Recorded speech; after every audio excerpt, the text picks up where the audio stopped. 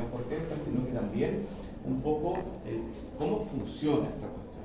Y entonces Luria fue el primero que empezó a hablar de esto de manera más razonable y le llamó a un escrito famoso las unidades funcionales de Luria. Entonces, las unidades funcionales de Luria son en realidad 3, pero se agrega una cuarta unidad. Entonces, si ustedes buscan en internet, las unidades funcionales de Luria siempre les van a aparecer 3, pero en un artículo publicado, creo que en el Nature, no estoy seguro, aparece la unidad L, que Luria nunca la mencionó directamente, pero que se notaba que faltaba. ¿Ya está? Entonces yo voy a hablar de las 3 unidades más la unidad L. Entonces Luria, en realidad, su apellido no es Luria, su apellido es Luria. Es un apellido ruso que no tiene letras en español para escribir Luria.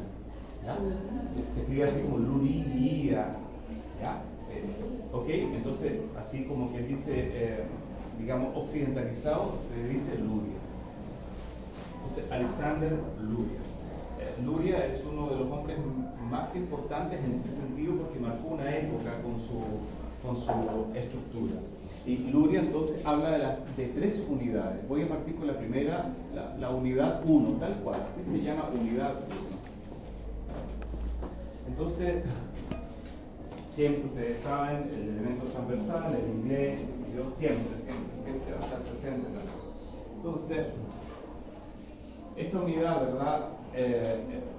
Consiste en estructuras del tronco cerebral, ese brainstem es tronco cerebral.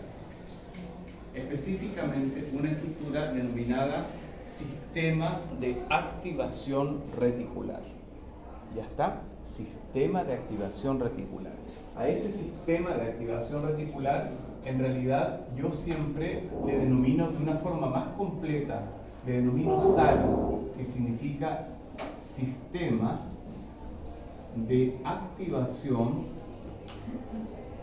reticular ascendente. Sistema de activación reticular ascendente.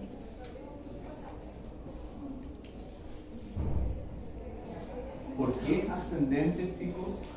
Por lo siguiente. Voy a hacer un dibujo de tejido nervioso, digamos, un dibujo sencillo, porque la cuestión es más o menos así. Ustedes tienen aquí el cerebro, y entonces este sistema reticular se origina en el tronco del encéfalo y literalmente asciende hacia distintas estructuras del cerebro. Por eso se llama reticular ascendente. ¿Y por qué reticular? Porque tiene distintos núcleos, no núcleos de células, sino que paquetes de neuronas. Cuando yo digo núcleos cerebrales, me estoy refiriendo así a, qué sé yo, ponte tú 120.000 neuronas. Eso forman un núcleo. ¿Ya? A eso me refiero con núcleo cerebral. Entonces, núcleos cerebrales en distintas regiones, por ejemplo, tiene un núcleo cerebral aquí que se llama locus ceruleus. ¿Se acuerdan de ese? Sí. Ya. El locus ceruleus, ¿qué neurotransmisor produce? Norepinefrina, excelente. Esto no se podría lograr sin los controles semanales. Norepinefrina. Les voy a decir que esa respuesta no la hacen los chicos de la Santo. ¿No? Cuando les pregunté esto, no lo hicieron. O sea, en una universidad puedes tener muchas comodidades técnicas, pero eso no significa, digamos, que tengas muchas cosas. Y por eso que siempre los profes tenemos que tratar de mirar para arriba todo. Nunca conformarnos con lo que estamos pidiéndole a los chicos. Entonces, locus ceruleus. Bueno, también hay otro grupo de núcleos que están casi superpuestos, que son los núcleos del RAFE. Serotonina, perfecto, ¿verdad? 5-HT. Serotonina o 5-hidroxitriptamina también. Creo que en la prueba les puse 5-hidroxitriptamina para complicarles el panorama. En vez de serotonina. ¿Ya? especial. Pero fíjate que es fácil de todas maneras decir 5-hidroxitriptamina, porque deviene del 5-hidroxitriptofano, que deviene del triptofano, igual es más fácil a veces. Porque serotonina porque no dice nada de dónde viene, pero cuando dice triptamina, triptofano. Voy a sentar un poquito aquí para que haya un poquito más de iluminación. Entonces, y hay otros núcleos, entonces voy a poner con colores verde rojo. Hay unos núcleos que están aquí, chicos. Claro que Luria ya no, como que ya no sabía de esto tanto, porque en el 1974 hay unos núcleos ahí, y eso, perdón, ahí abajo en el puente, en el mesencéfalo, y esos núcleos se llaman núcleos pedúnculo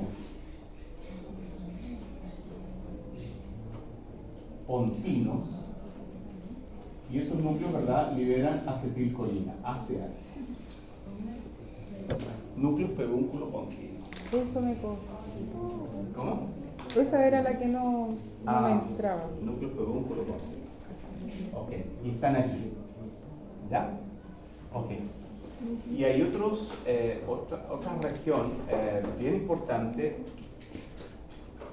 que está en esta parte más o menos, que es el área BTA. El área BTA es el área tegmental ventral. ¿Ya? Que estaba ahí.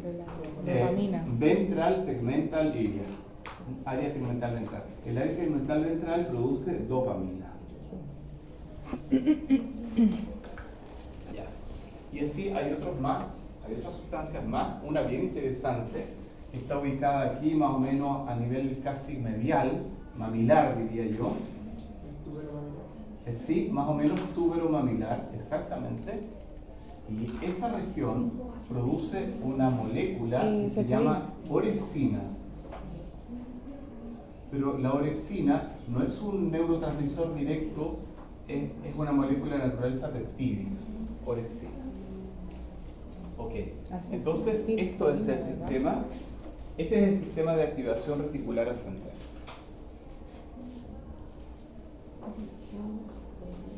Entonces si yo estoy haciendo la clase y aparece ese ruido interviene en sus cerebros a partir del sistema de activación reticular ascendente. Ustedes están mirando la clase con ese sistema encendido. Un chico, por ejemplo, que está mal dormido, tiene su sistema de activación reticular ascendente en baja. No está produciendo suficiente acetilcolina, suficiente norepinefrina, suficiente serotonina, suficiente dopamina, y probablemente va a estar en una situación de desventaja frente a sus compañeros y no va a poder estar atento a la clase. ¿Ya? Ok. Una persona que está bajo los efectos de la cannabis o del alcohol también va a tener en baja su sistema su sistema atencional. ¿Ya? Entonces, esta es la famosa primera unidad de Luria. Entonces dice, ¿verdad? Este sistema reticular, ¿verdad?, que implica al tálamo y células de grupos monaminérgicos del tronco cerebral, cuya función es activar en general, ¿verdad?, el tono cortical, la corteza cerebral, generando estados de alerta. ¿Ya? Ahí les dejé yo de nuevo una descripción, así como... La primera unidad de Luria, chicos, está representada por una estructura, tal como dice la diapositiva, el tronco cerebral. ¿Ya? Este tronco cerebral incluye un sistema. Entonces, después, Luria habla de la segunda unidad. La segunda unidad de Luria, chicos, es una unidad fundamentalmente compuesta por los lóbulos parietales, occipitales y temporales. Entonces, para hacer la segunda unidad, tengo que hacer otro dibujo. El dibujo que voy a hacer es por fuera, no es un corte sagital. Entonces, dibujo el cerebro por fuera, así, ¿verdad? Ahí más o menos me quedó muy angostito eso. Entonces nosotros decimos, ¿verdad? Bueno, Rolando, esto es Silvio, ¿verdad? Entonces uno dice, bueno, por aquí está más o menos el lóbulo parietal, por aquí está más o menos el lóbulo temporal y por aquí está el occipital. ¿Qué corte sería entonces, profesor? No, esta es una vista externa, ¿no? Una vista externa. Una vista externa. Entonces nosotros decimos, todo esto corresponde a la unidad 2 de Luria. Temporal, occipital y parietal. ¿Ya? ¿Me siguen hasta ahí? ¿Sí? Si hay un detalle, algo, me detienen. ¿Cuáles eran los tres? Los tres: parietal, occipital y temporal. Parietal, occipital y... ¿Ya? Entonces la pregunta, chicos, es, o chicas, o en fin, es ¿por qué Luria decidió pensar en esta unidad? Y la respuesta podría verse más o menos con esta lectura, ¿verdad?, constituida por el parietal, occipital y temporal. Son responsables, dice, de procesar, integrar y store, ¿verdad?, y almacenar la información del medio ambiente. Entonces Luria, en el fondo, lo que estaba diciendo con esto, estudiantes, es que en realidad estos lóbulos fundamentalmente están dedicados a percepción,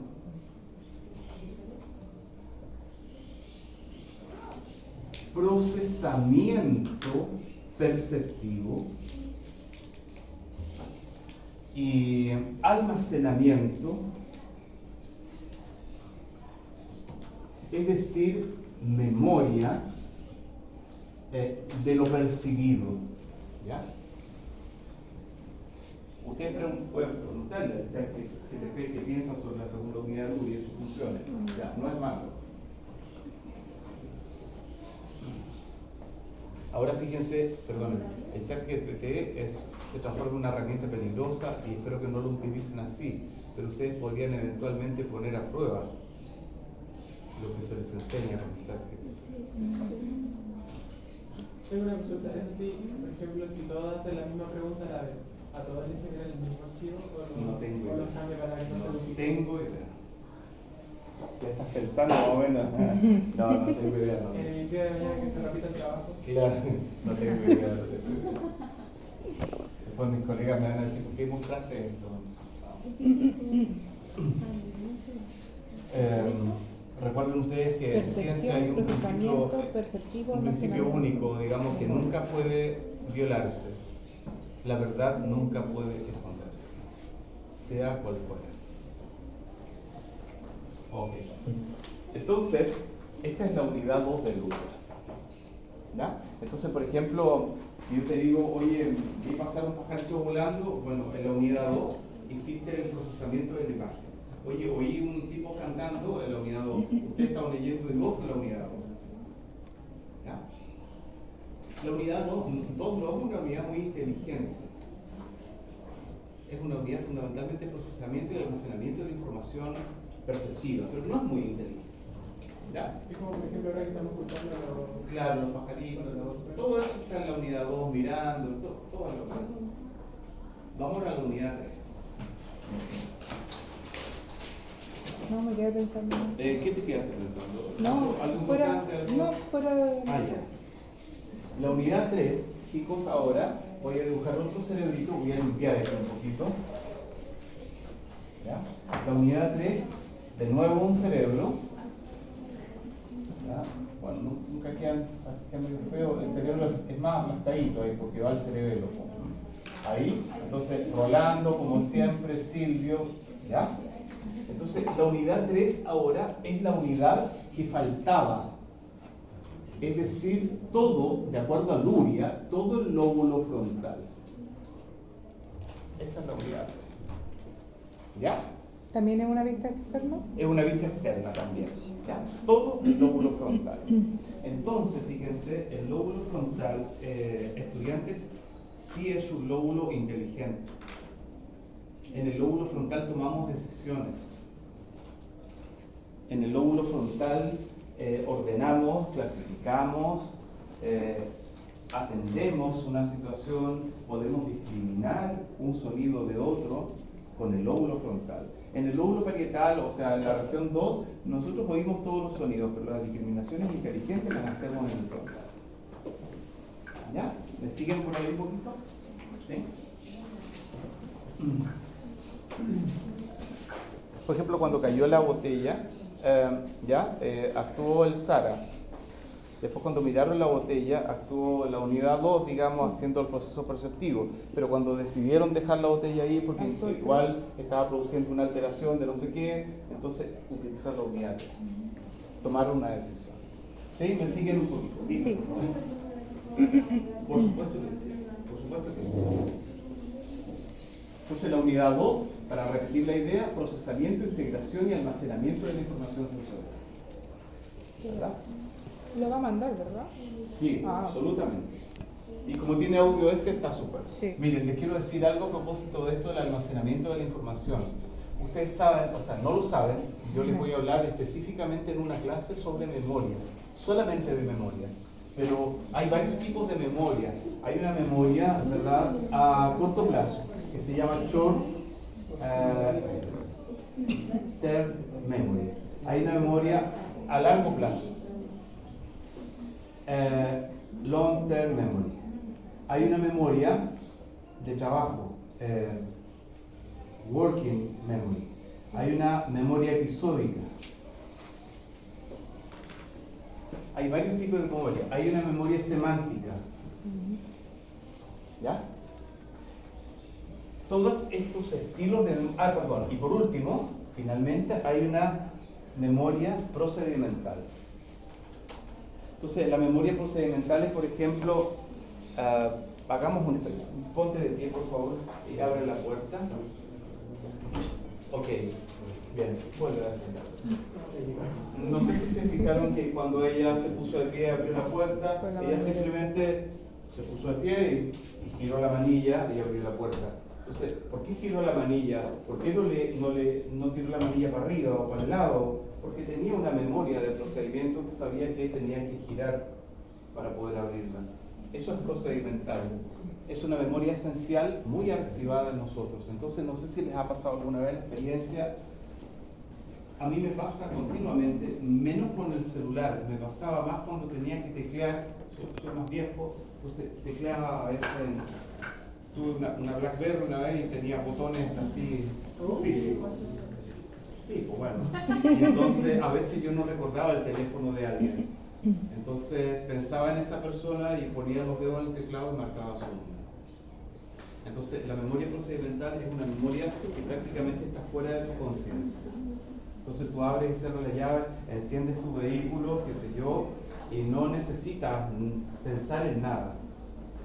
¿Ya? Si te cepillas los dientes, si te rascas la cara, si te duchas, siempre tu memoria procedimental está ahí actuando, haciendo lo que hagas. Te secas de una manera y normalmente te secas de la misma forma. No sé, yo curso la toalla hacia atrás, me seco la espalda así, después qué sé yo, no sé qué. Y todo eso tiene una rutina y eso es parte de un procesamiento que no requiere ser pensado. Entonces, yo puedo salir de la ducha y secarme mientras estoy hablando en voz alta con alguien y estoy contando algo, ¿verdad? Y no se interviene en el proceso. Entonces, cuando le dicen a ustedes, por ejemplo, oye, hay que aprender a conducir, para aprender a conducir hay que hacerlo con memoria procedimental. Mientras no tengas memoria procedimental, no sabes conducir. No puedes estar pensando en pasar los cambios, no se piensa. O Por en eso cuánto pueden hacer ángulo muchas tienes que hacer cosas. al estacionar. Lo haces simplemente. ¿Ya? Perfecto. Entonces voy a ir ahora de nuevo a la tercera donde estábamos, que era la tercera unidad. Entonces dice...